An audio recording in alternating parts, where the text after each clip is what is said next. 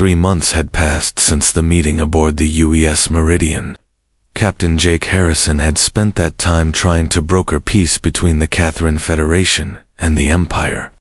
The negotiations were stalled. Both sides wanted to win, yet neither was willing to engage in the kind of war that could decisively end the conflict. Everything changed. One Tuesday morning when the emergency alarm jolted Jake awake, Lieutenant Carol Baker's anxious voice came over the ship's comms. "Captain, to the bridge immediately. We have a situation at New Denver." Jake quickly donned his uniform and sprinted to the bridge. New Denver was a remote human colony on the edge of space, far from the main battleground. It was a quiet farming world with a population of just 50,000 and a modest defense force. "What's happening?" Jake asked as he took his command chair. Commander Lisa Martinez turned from her station, her face pale. 12 Catherine cruisers just attacked New Denver. They're trying to seize the planet. Jake's blood ran cold.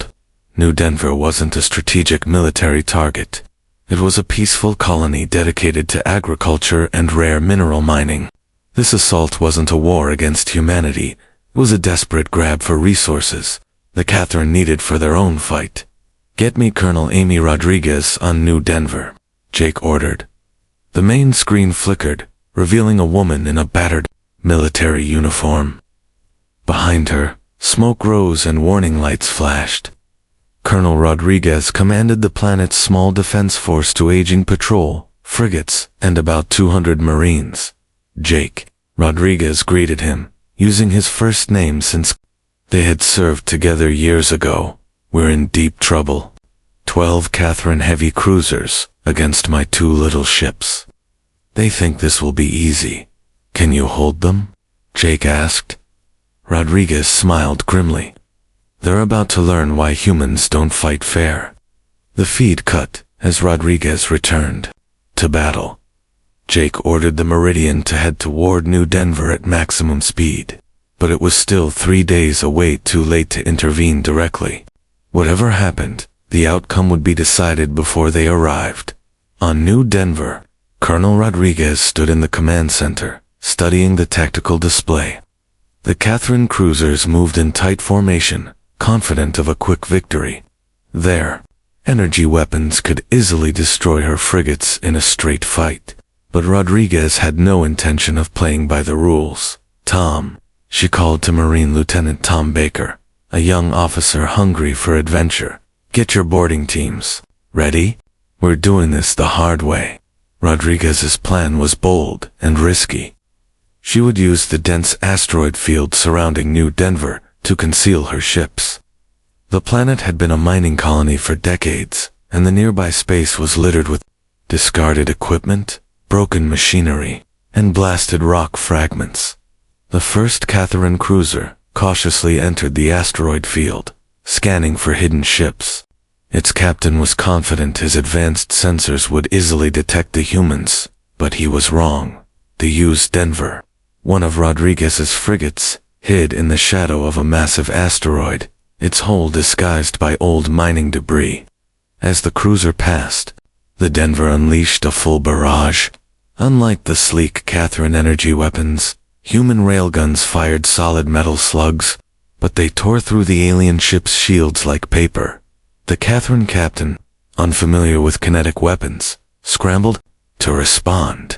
Meanwhile, the EU's Boulder, the second human frigate, struck from another angle, drawing on tactics from Earth's naval battles. Rodriguez's new victory against a superior force meant abandoning fair fight conventions. The Boulder unleashed every missile in its arsenal. 40 nuclear-tipped warheads streaked toward the Catherine fleet. The aliens' point defense systems struggled to intercept the barrage, and within 10 minutes, 3 cruisers were destroyed. The remaining 9 ships scattered through the asteroid field, unable to support one another. Then Lieutenant Baker and his Marines took action no alien had anticipated. Donning spacesuits and using small rocket packs, they maneuvered from asteroid to asteroid, closing in on the crippled Catherine vessels. Human boarding tactics were straightforward.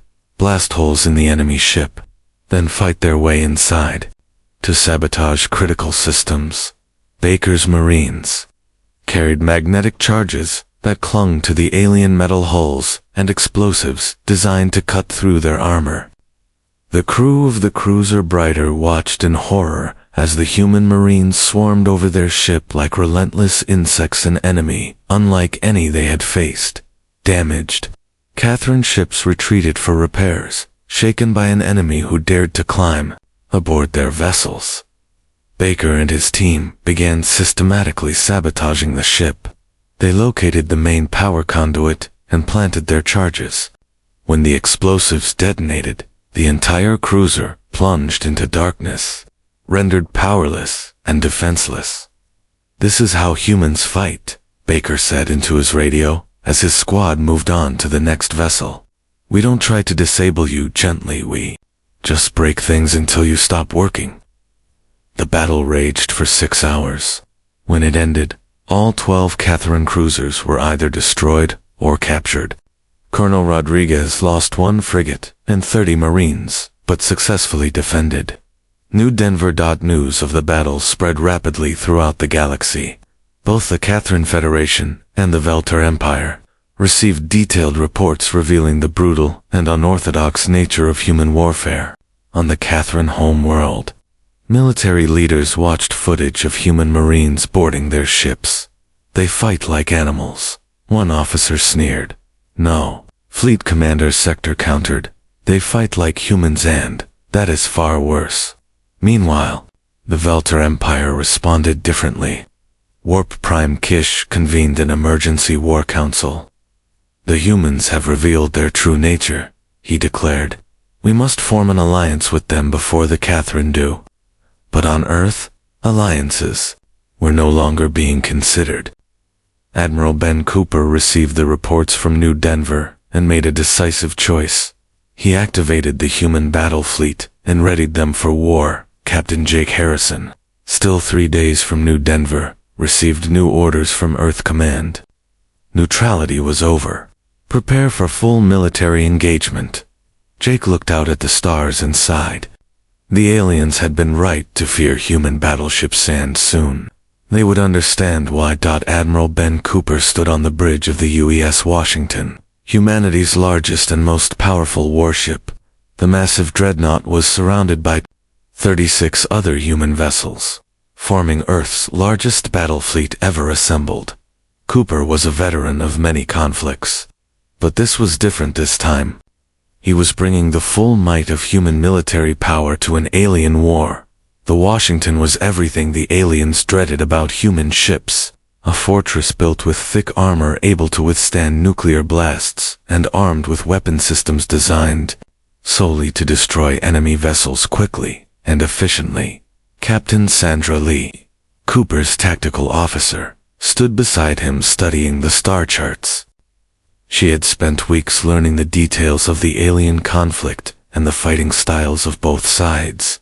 "Admiral," she said quietly, "both the Catherine Federation and the Velter Empire are requesting a meeting before we reach the war zone." Cooper nodded. He had expected this. News of the battle at New Denver had spread swiftly across the galaxy, and both alien races were terrified of the devastating human military presence. "Put them through," Cooper ordered. The main screen showed the same 2 aliens Captain Jake Harrison had met months before. Ambassador Zether, visibly anxious with his 6 arms twitching nervously, and War Prime Koish, whose red skin was darker and more menacing than usual. "Admiral Cooper," Zether began, "we must speak regarding your fleet's arrival in our territory. The war between our peoples has rules and traditions that have governed us for millennia." Koish growled low in his throat. "Human Admiral, your people have already shown us how they fight. The battle at New Denver was not warfare, it was slaughter. We cannot allow such tactics to infect our conflict." Cooper remained calm. He had read all the reports from New Denver. Colonel Rodriguez and Lieutenant Baker had done exactly what human military doctrine demanded. They had used every advantage to win. "Gentlemen," Cooper said, "that is precisely what happened. My people did not start this war. We were content to remain neutral and assist you in finding peace. But when you attacked New Denver, you left us no choice but to respond. Now we're here and we will end this conflict on our terms." The two aliens exchanged a look across the screen. For the first time in 3 years of war, they found themselves united against a common enemy. Admiral Sefer spoke cautiously. "Perhaps there is still a chance for agreement. Both our governments are willing to accept human mediation. We can end this war through negotiation." Cooper shook his head. "It's too late for that. You had your chance for peace talks. Now you will see what happens when humans fight a war properly." The transmission ended, leaving Cooper alone with his thoughts. He turned to Captain Lee and gave the order that would alter galactic history. "All ships, proceed to Kepler Station. It's time to show them what human fleet doctrine really means." Kepler Station was a large outpost in the heart of the war zone, used by both alien fleets as a neutral meeting point during the conflict. When the human fleet arrived, they found something unexpected: Catherine and Velter ships working together to defend the station. Commander Rick Johnson, leading the human destroyer squadron 12 fast. Agile vessels built to hunt larger ships watched through his tactical display as the alien fleets formed a combined defensive line. "Admiral, we have 18 Catherine cruisers and 15 Velter battleships working together," Johnson reported. Cooper smiled grimly. Fear of human military power had achieved what 3 years of war had failed to do. It had united sworn enemies. "All ships, attack formation," Cooper commanded. "Show them what coordinated fleet action looks like." The human fleet moved with precision, each ship supporting the others like a school of fish. This was no elegant single-ship duel favored by the aliens. This was industrial warfare. Victory would go to the side with superior organization and overwhelming firepower. The battle began with the alien fleets unleashing their energy weapons, beams of light that streaked across space and struck the human ships. But the human vessels were built to withstand such attacks. Their thick armor absorbed the energy blasts, and redundant systems kept them operational despite damage. The alien commanders expected a counterstrike with similar energy weapons, but instead, they faced something far deadlier. Commander Johnson's destroyers are launching their first missile wave, reported a tactical officer. Each ship fired 40 nuclear warheads simultaneously, sending 480 missiles racing toward the alien fleet. The aliens had never encountered such a massive missile barrage.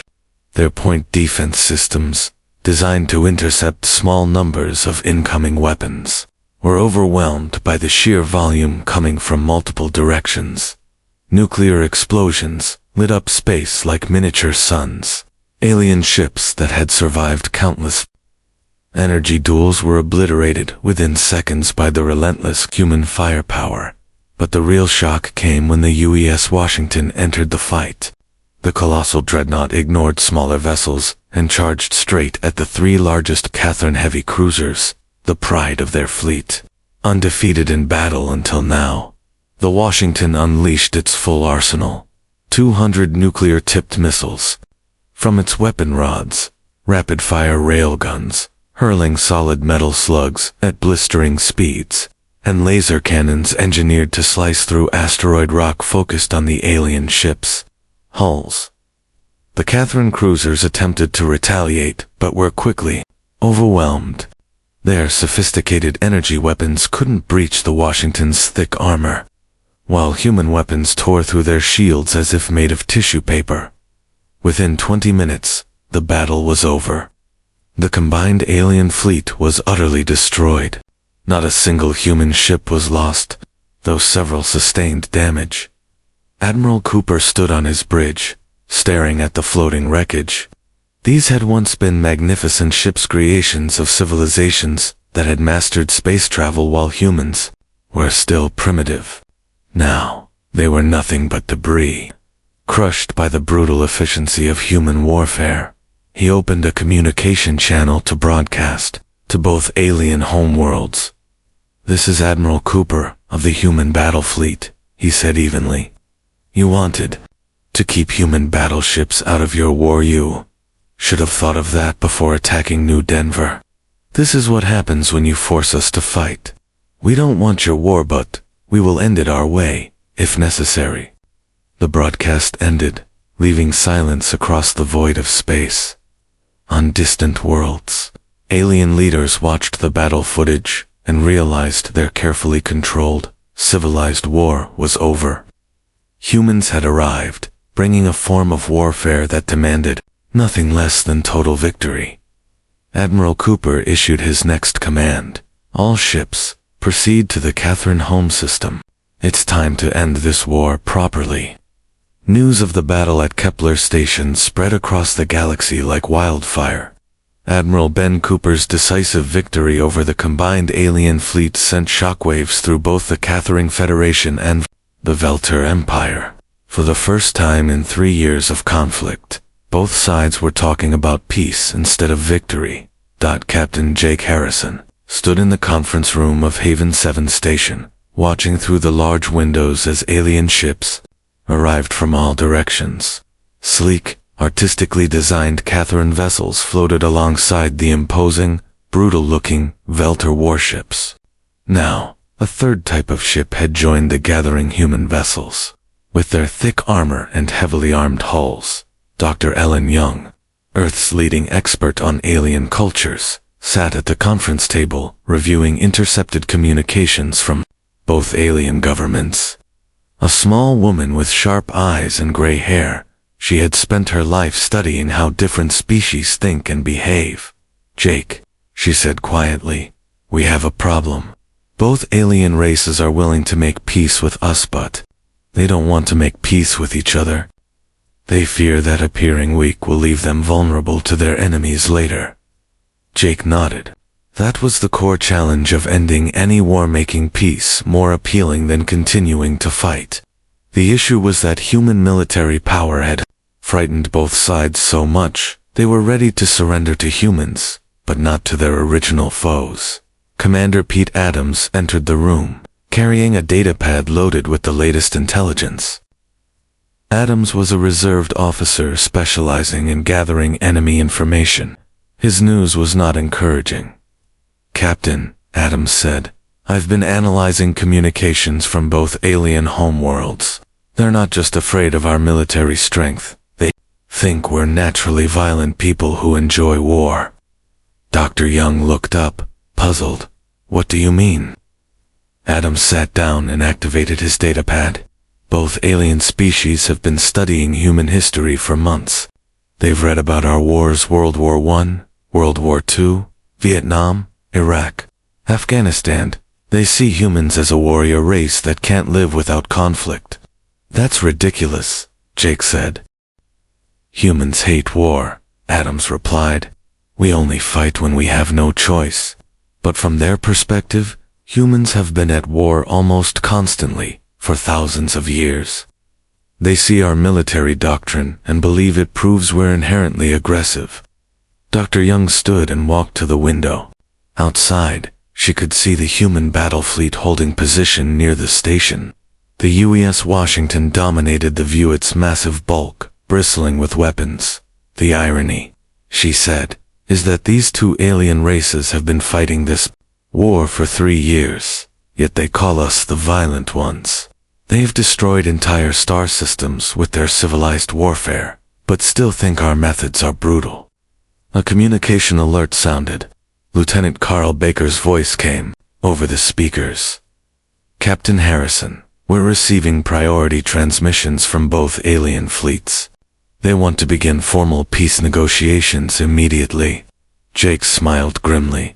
"Tell them we'll start talks in 1 hour, but make it clear this time, we're discussing real peace, not another temporary ceasefire." An hour later, the main conference room was filled with representatives from all 3 species. Ambassador Zether sat on one side of the table, his 6 arms folded nervously. War Prime Kesh occupied the other, his massive frame causing the furniture to creak. Between them sat Admiral Cooper, Dr. Young, and Captain Harrison. Cooper spoke first, his voice calm but firm. Gentlemen, we are here to end this war, permanently, not pause it, not reduce it, but end it completely.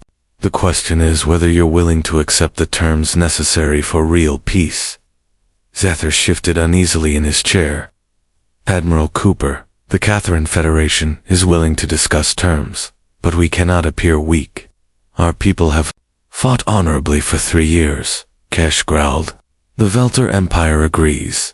We seek peace, but we will not surrender what we have earned through blood and sacrifice. Dr. Young leaned forward. That's exactly the problem. You've both been fighting an honorable war, but what has it accomplished?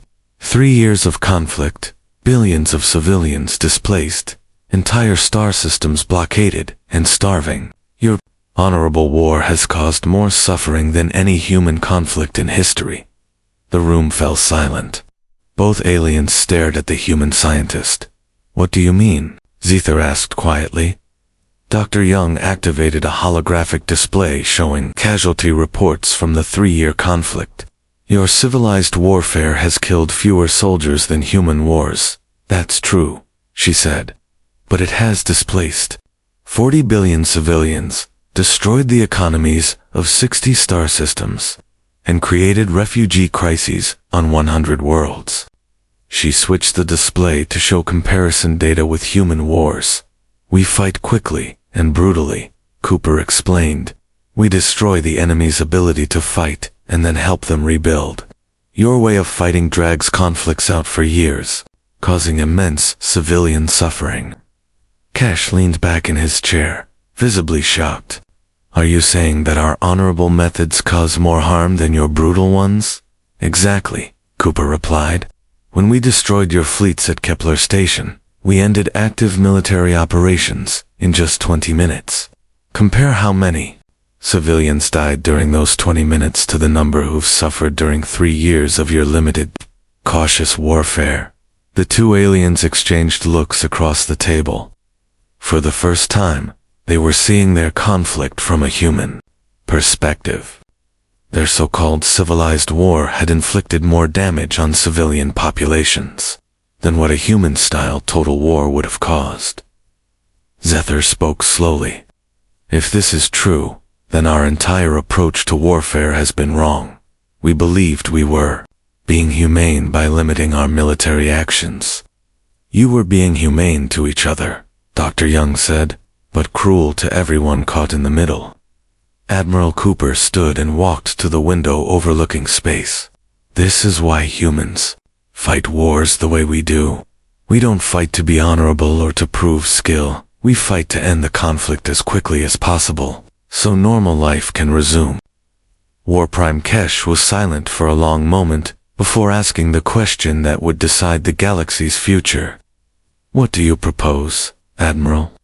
How do we end this war and prevent it from starting again? Cooper turned back to the table. We're going to do something neither of your species has ever tried. We're going to solve the underlying problems that cause this war, instead of just fighting over them. The negotiations continued for 3 days, but the real breakthrough had already happened. Both alien races now understood that their civilized warfare was actually less humane than human military efficiency, and they were ready to learn a new way to achieve peace. On the final day, Captain Jake Harrison stood in the conference room of Haven 7 Station, watching the sunrise over the nearby planet. In 12 hours, representatives from 3 species would either sign a lasting peace treaty or return to a war that could destroy entire civilizations. Admiral Ben Cooper sat at the head of the conference table, reviewing the final draft of what had come to be known as the Haven Accords. This document was unlike any peace treaty in galactic history. Instead of just ending the fighting, it addressed the root causes of the war. Dr. Helen Young entered the room, carrying a datapad with the latest reports from both alien home worlds. She looked tired but hopeful. The governments are nervous, she told Cooper. Both sides fear their people will see this as surrendering to humans rather than making peace with their enemies. Cooper nodded. That's why today's ceremony is so important. We need to show the galaxy this isn't about human dominance, it's about finding a better way to resolve conflicts between species. The door opened, and Sergeant Mike Davis walked in, a Marine veteran who had fought at New Denver, alongside Lieutenant Baker. Davis wasn't supposed to be at the peace talks, but Dr. Young had requested his presence for a special reason. "Sergeant," she asked, "are you ready for your presentation?" Davis looked uncomfortable. He was a simple soldier, more at home in action than in words. "Ma'am, I still don't understand why you want me to speak to alien diplomats. I'm not a politician." "That's exactly why we need you," Young replied. "Sometimes the most important truths come from ordinary people, not leaders or experts." At noon, the conference room filled with representatives from all three species. Ambassador Zether arrived with a delegation of Catherine officials. War Prime Kesh brought his top military advisors, and Admiral Cooper represented Earth, flanked by Captain Harrison and Dr. Young. But the surprise guest was Sergeant Davis, sitting quietly at the end of the table in his pristine Marine uniform. Cooper called the meeting to order. "Ladies, gentlemen, and honored beings, we are here to finalize the Haven Accords. Before we sign this historic agreement, I want everyone to understand exactly what we are agreeing to." He activated a holographic display outlining the treaty's main points. First, both the Catherine Federation and the Velter Empire would withdraw their forces from all disputed systems. Second, the mineral-rich worlds that sparked the war would be jointly administered by both species under human oversight. Third, a permanent human peacekeeping force would be stationed in the region to prevent future conflicts. Zether shifted nervously. "Admiral Cooper, our people are concerned about a permanent human military presence in our territory. They fear you will become our rulers rather than our peacekeepers." Kesh growled in agreement. "The Velter Empire shares these concerns. How do we know humans won't use their military power to control us?" Dr. Young looked at Sergeant Davis and nodded. It was time for his part of the presentation. Davis stood slowly, uncomfortable speaking to alien diplomats, but with something important to say. "Sir," he said, addressing Zether, "and you too, sir," nodding to Kesh. "I fought at New Denver. I saw what happens when humans have to fight a war. It's not pretty, and it's not something we enjoy," Davis added quietly. The room fell completely silent as everyone listened intently to the simple soldier. "You keep talking about how brutal human warfare is," Davis continued. "You're right, we don't fight wars to look good or to prove how skilled we are. We fight wars to end them as fast as possible." Both aliens waited for him to explain further. "War is terrible," Davis said softly. "Every day, a war drags on. More people die, more families are torn apart, more worlds are damaged. When humans fight, we want it over quickly, so people can return to their normal lives." He looked around the room, making eye contact with everyone present. "You've been fighting for 3 years. Do you know how much suffering that causes? Not just to your soldiers, but to ordinary people trying to live their lives." Zether spoke quietly. "We were trying to minimize casualties by fighting honorably." "Respectfully, that's the dumbest thing I've ever heard," Davis replied. "You minimized military casualties while maximizing civilian suffering. That's not honor, that's cruelty with fancy manners." The alien ambassador looked shocked. No one had ever spoken to him so directly before. Davis pressed on. "Human military doctrine isn't about being brutal, it's about being effective. We destroy the enemy's ability to fight, then we help them rebuild. We don't drag out conflicts for years, because that hurts everyone." War Prime Kesh leaned forward. "Are you saying humans would be better rulers than our own governments?" "No, sir," Davis said firmly. "I'm saying humans don't want to rule anyone. We want to go home to our families and live in peace.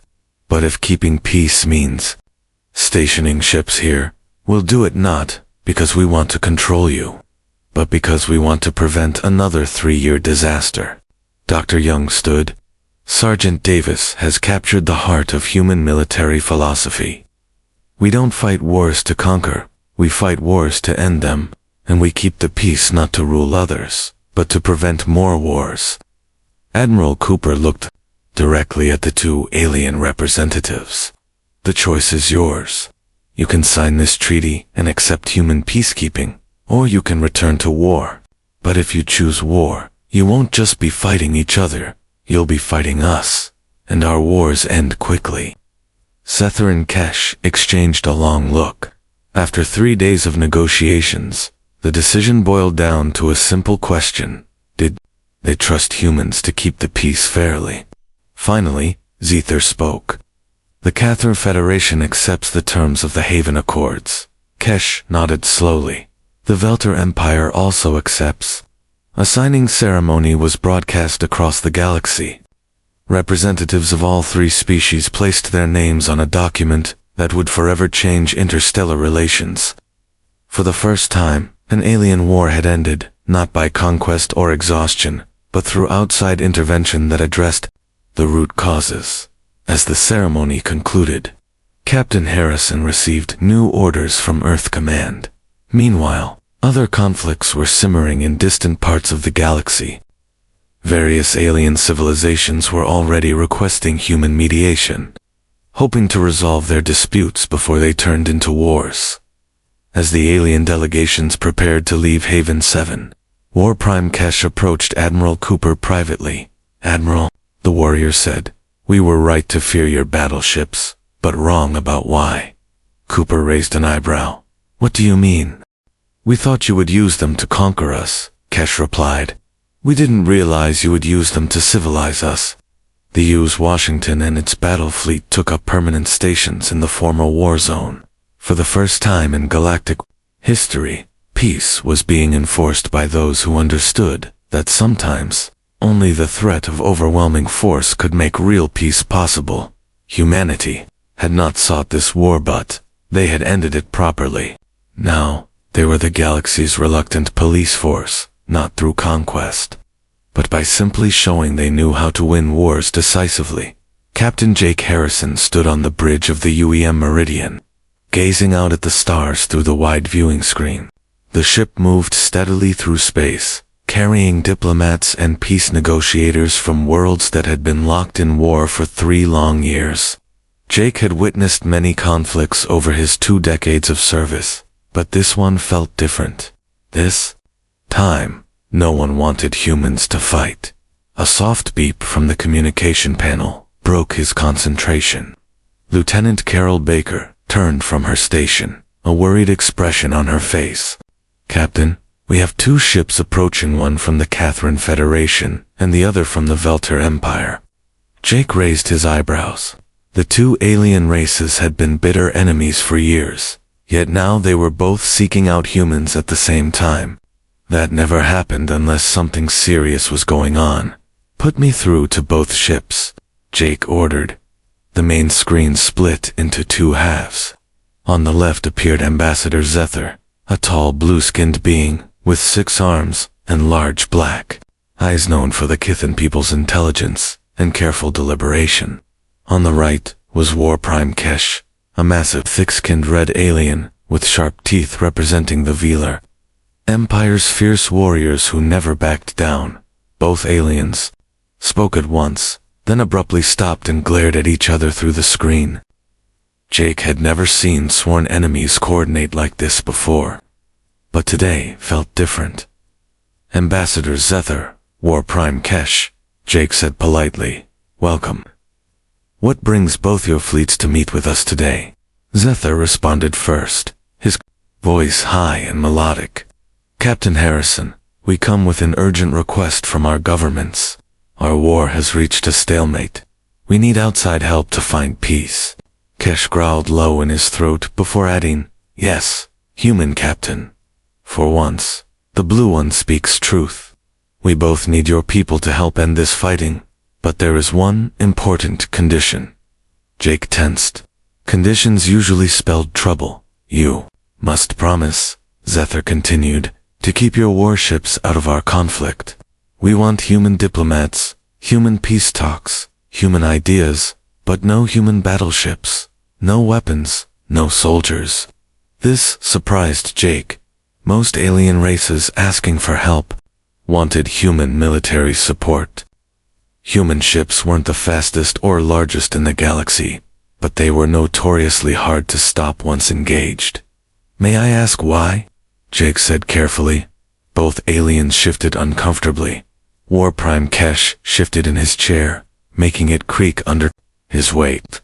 Captain, our military leaders have studied how your people fight. We have read about your Earth Wars, the Battle of Midway, Normandy, Stalingrad. Your warfare is very different from ours. Zethar nodded. When Kithan forces, Battle forces, we follow rules. We use clean energy weapons that destroy ships swiftly. We avoid civilian targets. We fight with honor, ship against ship, pilot against pilot. Kesh's voice deepened. Your people do not fight this way. You use kinetic weapons that smash through armor. Nuclear bombs that obliterate entire areas. You attack supply lines. Communication centers, anything aiding the enemy. You do not stop until the enemy cannot fight back. Jake began to understand. These two alien races had been waging what humans would call a gentleman's war, strict rules and limits designed to preserve honor. Human military doctrine threw all that aside to win as quickly and completely as possible. Commander Lisa Martinez, the ship's diplomatic officer, stepped forward quietly. Are you saying you're afraid of how we fight wars? Both aliens fell silent for a moment. Then Zethar spoke softly. Commander Martinez, your people have a saying, war is hell. We believe war should be conducted with honor, like a formal duel between skilled opponents. Your people believe war should be ended as quickly as possible, no matter how terrible the methods. Kesh added, we have watched recordings of your battles. Your ships work like pack hunters, overwhelming single targets with firepower from all directions. You use electronic warfare to blind and confuse enemies. You make war a science, not an art. Jake now saw the problem clearly. Both alien races feared that bringing humans into their conflict would escalate it from a limited military engagement into total war, one that could destroy everything. The communication panel beeped again. Lieutenant Baker looked up. Captain, we're receiving a priority message from Earth Command. Put it through to my ready room, Jake said, then turned back to the screen. I need to speak with my superiors. Can you both dock with our ship so we can continue talks in person? Both aliens agreed, and their images faded. Jake walked to his small office behind the bridge. The message from Earth was short and direct. Admiral Ben Cooper appeared on his personal screen, looking tired but serious. Jake, the Admiral said, I know what those two want. They want us to help end their war without actually fighting in it. But sometimes neutrality requires having the biggest stick in the room. Keep talking to them, but start quietly preparing. If this goes badly, we might need to remind them why they fear human battleships. Left alone with his thoughts, Jake looked out his office window. The two alien ships approached steadily, the Catherine vessel like a work of art, with smooth curves and glowing energy conduits. The Velter ship like a fortress, thickly armored with weapon clusters, resembling angry eyes. Both ships carried thousands of years of history and culture. Both races had built vast interstellar empires, while humans were still learning to master fire. Yet now, they came to this young human race seeking help to end a war they could no longer finish themselves. Jake straightened his uniform and returned to the bridge. In a few minutes, he would host representatives from two great galactic powers. Together, they would sit at a table and try to forge peace without destroying everything they had built. But in the back of his mind, Admiral Cooper's warning echoed. Sometimes neutrality requires having the biggest stick in the room. And everyone in the galaxy knew humans carried very big sticks indeed.